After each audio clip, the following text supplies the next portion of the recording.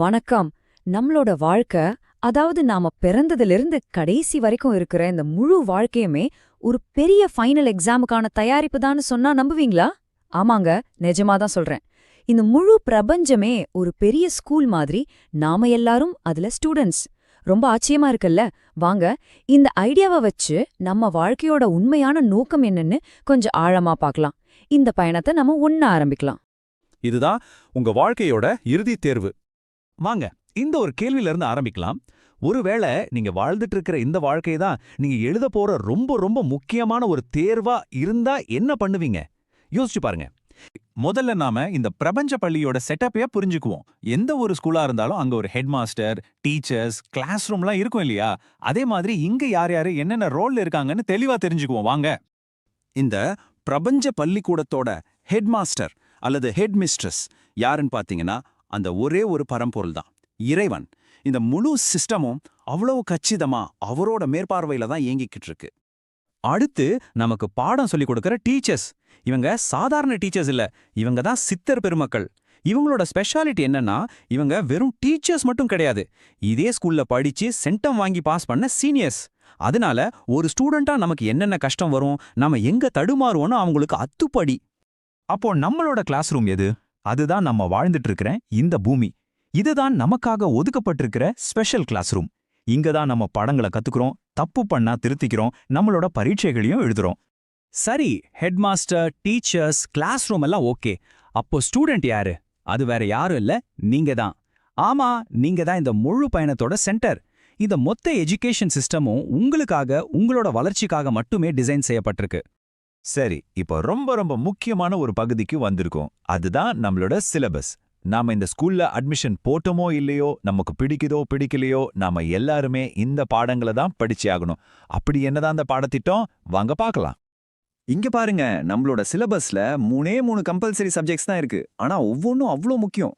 முதல் பாடம் கர்ம கணக்கியல், அதாவது கர்ம அக்கவுண்டிங். நாம செய்யற ஒவ்வொரு செயலுக்கும் ஒரு விளைவு இருக்குங்கிறத கத்துக்கிறது. நல்லது செஞ்சா நல்லது, கெட்டது செஞ்சா கெட்டது. ரெண்டாவது தன்னை அறிதல், அதாவது செல்ஃப் நாலேஜ்.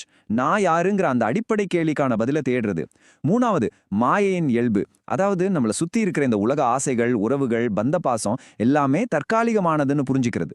இந்த கர்ம வினைகளை முழுசா கிளியர் பண்றது தான் பாஸ் ஆகிறதுக்கான ஒரே வழி. இந்த எக்ஸாமோட டார்கெட் ரொம்ப ரொம்ப கிளியர். 100க்கு 100, 100 மார்க்ஸ். 99 வாங்கினா கூட அது ஃபெயில் தான். முழுமையான தேர்ச்சி மட்டும்தான் ஒரே குறிக்கோள். இதுல ரொம்ப முக்கியமான ஒரு விஷயம் இருக்கு. நம்ம உலகத்துல பாக்குற மாதிரி இங்க காப்பி அடிச்சோ இல்ல லஞ்சம் கொடுத்தோ பாஸ் பண்ணிடலாம்னு நினைக்கவே முடியாது. ஏன்னா இங்க நமக்கு பாடம் நடத்துற டீச்சர்ஸே நேர்மையா படிச்சே 100க்கு 100 வாங்கி பாஸ் பண்ணவங்க தான். அதனால குறுக்கு வழிக்கு இங்க வேலையே இல்ல. அப்போ இவ்ளோ கஷ்டமான ஒரு பரீட்சையில உறுதியா பாஸ் பண்ண ஏதாவது வழி இருக்கா? நிச்சயமா இருக்கு. அந்த வழியோட பேர் தான் சாக்கா கல்வி. வாங்க, அது என்னன்னு பார்க்கலாம். பாருங்க, நம்ம திருவள்ளுவர் 2000 வருஷத்துக்கு முன்னாடியே இது எவ்ளோ அழகா சொல்லியிருக்கார். ஒரு பிறவியில நாம கத்துக்கிற நல்ல கல்வி நமக்கு 7 பிறவிக்கும் பாதுகாப்பா இருக்கும்னு சொல்றார். இந்த சாகா கல்வி அப்படிப்பட்டதுதான். அப்போ இந்த சாகா கல்வினா என்ன? ரொம்ப சிம்பிளா சொன்னா அது அழியாத கல்வி. ஒரு உண்மையான ஞான சத்குரு கிட்ட இருந்து நாம கத்துக்கிற ஆன்மீக அறிவு. இந்த உடம்போட சேர்ந்து இது அழிஞ்சு போகாது. நம்ம ஆன்மா கூடவே தொடர்ந்து பயணம் பண்ணி கடைசியில நமக்கு விடுதலைய வாங்கி கொடுக்கும். சரி, இந்த அழியாத கல்வியை எப்படி கத்துக்கிறது? அதுக்கு ரொம்ப தெளிவான 3 படிகள் தான் இருக்கு. முதல்ல ஒரு ஞான சர்க்குரு கிட்ட திருவடி தீட்சை வாங்கணும். ரெண்டாவது, அவர் சொல்லிக் கொடுத்த மாதிரி தினமும் கண் திறந்து திருவடி தவம் செய்யணும். மூணாவதா, நமக்கு கிடைச்ச இந்த ஞானத்தை மத்தவங்களுக்கும் தானமா கொடுக்கணும். இது ரொம்ப தெளிவான சிம்பிளான வழி. இந்த திருவடி தீட்சை வாங்கணும்னு நினைக்கிறவங்களுக்கு சில முக்கியமான தகுதிகள் இருக்கணும்னு சொல்லப்படுது. முதல்ல முட்டை கூட சேர்க்காம சுத்த சைவ உணவு தான் சாப்பிடணும். ரெண்டாவது, போதை புகைன்னு எந்த கெட்ட பழக்கமும் இருக்கவே கூடாது. மூணாவதா, ரொம்ப ஒழுக்கமான வாழ்க்கைய வாழணும். அப்புறம் குரு சொல்ற வழிகாட்டுதல் படி நடக்கணும். கடைசியா, விலங்குகளை பலி கொடுக்கிற சடங்குகள், அது சம்பந்தப்பட்ட கோயில்கள்ல இருந்தெல்லாம் விலகி இருக்கணும். நம்ம உள்ள இருக்கிற விளக்கு தானா எரியாது இல்லையா? அதை ஒருத்தர் ஏத்தி விடணும். அந்த நிகழ்வு தான் இது. இந்த புனிதமான செயல்முறைக்கு திருவடி தீட்சைன்னு பெயர். இது ஒரு நேரடி ஆற்றல் பரிமாற்றம். ஞான சத்குரு தன்னோட கண்மணியில இருக்கிற விழிப்படைந்த உயிர் ஒளிய வச்சு சீடனோட கண்மணியில தூங்கிட்டு இருக்கிற உயிர் ஒளிய தட்டி எழுப்புவார். ஒரு ஏற்றி வைத்த மெழுகுவர்த்தியிலிருந்து இன்னொரு மெழுகுவர்த்தியை ஏற்றுவது போலன்னு வச்சுக்கோங்களேன். இந்த திருவடி தீட்சை இந்த உலகத்துல வேற எங்கேயுமே கிடையாதான். தங்க ஜோதி ஞான சபைங்கிற ஒரே ஒரு இடத்துல மட்டும்தான் கொடுக்கப்படுதுன்னு சொல்லப்படுது. இது நிறைய பேருக்கு வர்ற ஒரு முக்கியமான கேள்வி. ஒரு நல்ல குரு கிட்ட ஆன்மீக பாதைய ஆரம்பிச்சுட்டா மட்டும் போதுமா? அதுவே வெற்றியை நிச்சயம் பண்ணிடுமா? இத புரிஞ்சுக்க ஒரு சூப்பரான உதாரணம் இருக்கு. ஒரு மெடிக்கல் காலேஜ்ல சேர்றதுக்கும் ஒரு தகுதியான டாக்டரா பட்டா வாங்கி வெளியே வர்றதுக்கும் இருக்கிற வித்தியாசம் மாதிரி தான் இதுவும். காலேஜ்ல சீட் கிடைக்கிறது வெறும் முதல் படிதான். அதுக்கப்புறம் பல வருஷம் கஷ்டப்பட்டு படிச்சு எல்லா பரீட்சையிலையும் பாஸ் பண்ணா மட்டும்தான் ஒருத்தர் டாக்டர் ஆக முடியும்.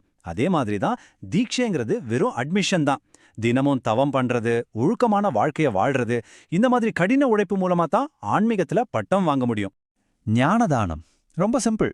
நீங்க கத்துக்கிட்ட இந்த உண்மைகளை, இந்த ஞானத்தை உங்களுக்கு தெரிஞ்சவங்களுக்கு, மத்தவங்களுக்கு சொல்லிக் கொடுக்கறது.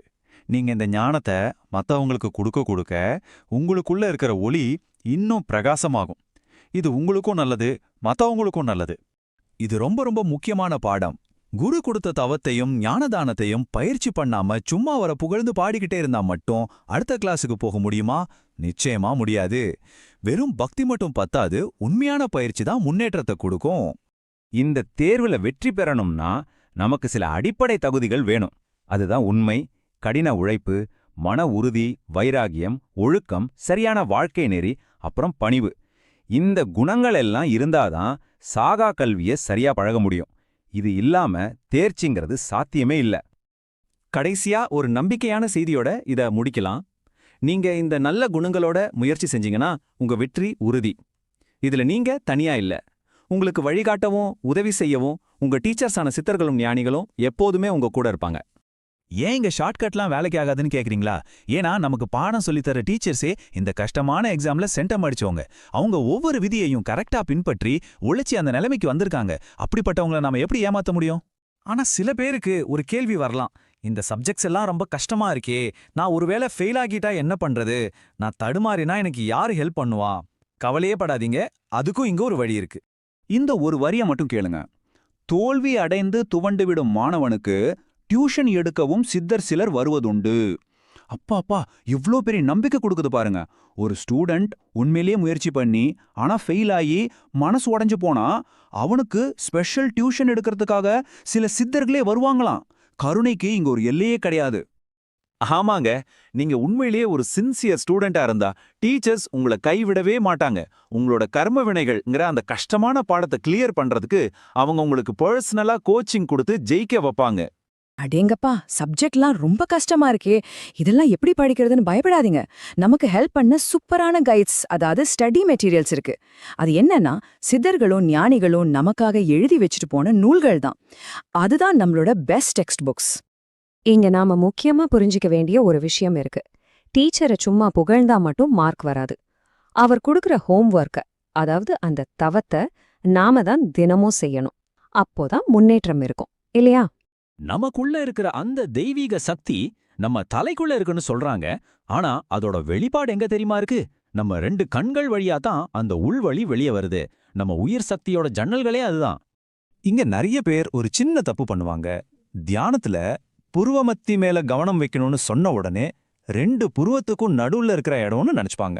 ஆனா அது இல்ல. உண்மையான புள்ளி எதுனா நம்ம கண்மணி, அதாவது கண்ணோட பாப்பா இருக்கு இல்லையா, அதோட சென்டர் பாயிண்ட் தான்.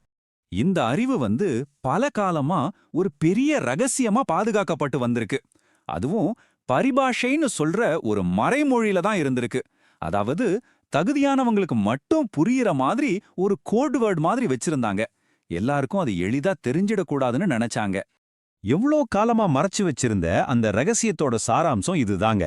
இறைவனோட திருவடிகளே நம்ம கண்கள் தான். கேட்கறதுக்கு ரொம்ப சிம்பிளா இருக்குல்ல? ஆனா இந்த போதனைப்படி இதுக்குள்ள ரொம்ப ஆழமான அர்த்தம் இருக்கு. கடவுளை வெளியே எங்கேயும் தேடாத, அது உனக்குள்ளேயே இருக்குன்னு சொல்ற ஒரு வழி இது. இப்படி மறைபொருளா இருந்த ஒரு விஷயத்த எல்லாருக்கும் புரியுற மாதிரி ரொம்ப எளிமையான தமிழ்ல கொண்டு வந்து சேர்த்த பெருமை ஞான சர்க்குரு சிவசெல்வராஜ் ஐயா அவர்களையே சேரும். அவரோட கண்மணி மாலைங்கிற புத்தகம் மூலமா தான் இந்த ஞானம் நிறைய மக்களை போய் அடைஞ்சது. அவர்தான் ஞான சர்க்குரு சிவசெல்வராஜ் ஐயா. முதல்ல அவரோட தரிசனம், அவரோட அந்த அருள் பரம்பரைய பத்தி தெரிஞ்சுக்குவோம்.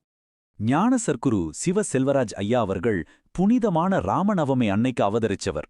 அவரோட ஆன்மீக பின்னணி ரொம்ப ரொம்ப முக்கியமானது. ஏன்னா அவர் திரு அருட்பிரகாச வள்ளலாரோட அருள முழுமையா பெற்றவர். இந்த ஒரு ஆழமான தொடர்பு தான் இவ்வளோ காலமா ரகசியமா இருந்த ஒரு விஷயத்த இந்த மனித குலத்துக்கே வெளிப்படையா சொல்றதுக்கான தகுதியையும் அதிகாரத்தையும் அவருக்கு கொடுத்துச்சுன்னு சொல்லப்படுது. ஒரு குருவால ஏத்தி வைக்கப்பட்ட இந்த ஞான விளக்கு அப்படியே அணைஞ்சிடாம அடுத்தடுத்த தலைமுறைகளுக்கு எப்படி கொண்டு செல்லப்படுது, அந்த தொடர்கதையே இப்ப பார்க்கலாம். குரு சிவ செல்வராஜ் அவர்கள் தனக்கு பிறகும் இந்த ஞான ஒளி தொடர்ந்து பிரகாசிக்கணுங்கிறதுக்காக ஒரு குருவோட போதனை தொடர்ந்து வாழ்றது ரொம்ப முக்கியம் இல்லையா? ஐயா அவர்கள் தன்னோட மகா சமாதிக்கு முன்னாடியே இந்த ஞான பணி நிக்க கூடாதுன்னு ஒரு ஏற்பாடு செஞ்சாரு. அதுக்காக தன்னோட 9 முக்கிய சீடர்களை குரு பீடத்துல உட்கார வச்சு இந்த ஆன்மீக பணிய அடுத்த தலைமுறைக்கு கொண்டு போற பொறுப்பை அவங்க கிட்ட கொடுத்தார். இந்த ஞானம் ஒரு சங்கிலி தொடர் மாதிரி இன்னைக்கு வரைக்கும் தொடர்ந்து வந்துகிட்டு இருக்கு. குருவோட போதனைகளை உயிர்ப்போட வச்சுக்கிறது தான் சீடர்களோட முக்கியமான கடமை. அதனால அவங்க புனிதமான ஜீவ சமாதி இடங்களுக்கும் ஆன்மீக கூட்டங்களுக்கும் போய் எந்த விதமான பிரதிபலனையும் எதிர்பார்க்காம அவங்க கத்துக்கிட்ட ஞானத்தை மத்தவங்களுக்கு விளக்கி சொல்றாங்க. இதுக்கு பேர் தான் ஞானதானம். இது ஒரு தன்னலமற்ற சேவை. நாம ஒருத்தருக்கு கொடுக்கக்கூடிய பரிசுகள்லயே ரொம்ப உயர்ந்தது எது தெரியுமா? அது பணமோ பொருளோ இல்ல. நமக்கு கிடைச்ச இந்த விலை மதிக்க முடியாத ஆன்மீக ஞானத்தை எந்த விதமான எதிர்பார்ப்பும் இல்லாம மத்தவங்களுக்கும் கொண்டு போய் சேர்க்கிறது தான்.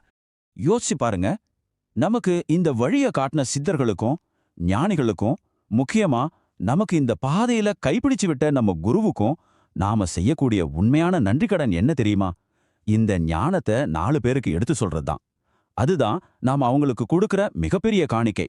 ஆக இந்த பாதையில பயணம் செய்யற ஒவ்வொருத்தருக்கும் 2 நிரந்தரமான கடமைகள் இருக்கு. ஒன்னு, கண்களை திறந்து செய்யற அந்த திருவடி தவத்தை விடாம தொடர்ந்து செய்யறது. இன்னொன்னு, நமக்கு கிடைச்ச இந்த ஞானத்தை மத்தவங்களுக்கு தொடர்ந்து கொடுத்துட்டே இருக்கிறது, அதாவது ஞானதானம். இந்த விஷயம் எனக்கு ரொம்ப பிடிக்கும். நீங்க ஒரு மெழுகுவர்த்தி ஏத்தி வச்சிருக்கீங்க. உங்ககிட்ட இருந்து இன்னொருத்தர் அவரோட மெழுகுவர்த்தியை ஏத்தும்போது உங்க மெழுகுவர்த்தியோட ஒளி குறைஞ்சிடுமா என்ன? இல்ல, இன்னும் வெளிச்சம் அதிகமாகும். ஞானமும் அப்படிதான். கொடுக்க கொடுக்க இந்த உலகம் இன்னும் பிரகாசமாகும். இங்க நாம கவனிக்க வேண்டிய ஒரு முக்கியமான விஷயம் என்னன்னா, இது வெறும் தியரி கிளாஸ் மட்டும் கிடையாது, பிராக்டிக்கலும் இருக்கு. ஆன்மாவை பத்தின பாடத்தை தவம் மூலமா கத்துக்கணும். அதே சமயம் உலகியல் பாடத்தை இறைவன் நமக்கு கொடுத்த கடமைகளை சரியா செஞ்சு முடிக்கிறது மூலமா கத்துக்கணும். ரெண்டுமே ரொம்ப முக்கியம். ரெண்டையும் பேலன்ஸ் பண்ணணும். தாயுமானவரோட இந்த வரிகள் நமக்கு ஒரு எச்சரிக்கை மணி மாதிரி. எத்தனையோ பிறவிகளுக்கு நடுவுல இந்த மனுஷ பிறவி கிடைக்கிறது ரொம்ப ரொம்ப அபூர்வம். இந்த சான்ஸை நாம மிஸ் பண்ணிட்டா அடுத்து என்ன பிறவி கிடைக்குமோ, என்ன ஆகுமோ யாருக்கு தெரியும்? இப்பிறவி தப்பினால் எப்பிறவி வாய்க்குமோ? இந்த மனுஷ பிறவிங்கிறது ஞானமடைய கிடைச்ச ஒரு கோல்டன் ஆப்பர்ச்சுனிட்டி.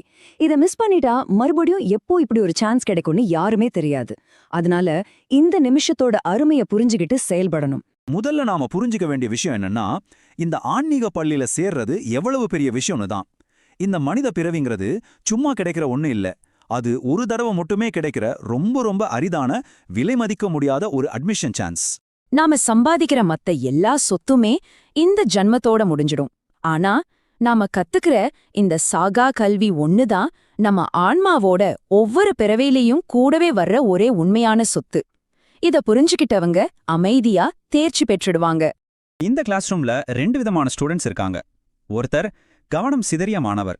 இவங்க உலகத்துல இருக்கிற சின்ன சின்ன விஷயங்கள், பந்தபாசம், ஆசைகள்னு இதுலயே மாட்டிக்கிட்டு ஒரே கிளாஸ்ல திரும்ப திரும்ப படிப்பாங்க.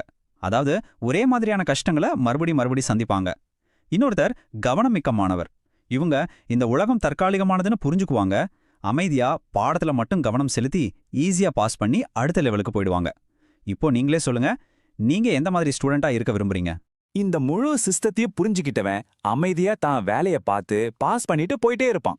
புரியாதவன் தான் தேவையில்லாம சத்தம் போட்டுக்கிட்டு அல்லாடிட்டு திரும்ப திரும்ப இதே வகுப்புல மாட்டிக்கிட்டு இருப்பான். உங்க பாடங்கள்ல மட்டும் கவனம் வைங்க. உண்மையா முயற்சி பண்ணா வழிகாட்ட நம்ம ஆசிரியர்கள் எப்பவுமே கூட இருப்பாங்க. வெற்றி நிச்சயம். உங்க கணக்குல இருக்கிற நல்லது கெட்டதுன்னு எல்லா கர்ம வினைகளோட பேலன்ஸும் பூஜ்யமாகணும். அப்பதான் நீங்க பாஸ் பண்ண முடியும். பாஸ் பண்ணா என்ன பரிசு கிடைக்கும் தெரியுமா? நீங்களே ஒரு டீச்சர் ஆகலாம். ஆமா, முழுமையாக தேர்ச்சி பெற்ற ஒரு பட்டதாரி அடுத்த தலைமுறை மாணவர்களுக்கு வழிகாட்ட ஒரு ஆசிரியரா மாறலாம். இதுதான் இங்க கிடைக்கிற அல்டிமேட் ரிவார்டு. ஒரு ஸ்டூடெண்டா ஆரம்பிச்ச பயணம் ஒரு டீச்சரா முழுமையா அடையுது. இது சம்பந்தமா இன்னும் அதிகமா தெரிஞ்சுக்கணுமா, இல்ல கண்மணி மாலைங்கிற புத்தகத்தை வாங்கணுமா, இல்ல ஞான உபதேசம் கேட்கணும், இல்ல திருவடி தீட்சை பெறணும்னு விருப்பப்படுறவங்களுக்காக இந்த ஆதாரம் சில தொடர்பு விவரங்களை கொடுத்திருக்கு.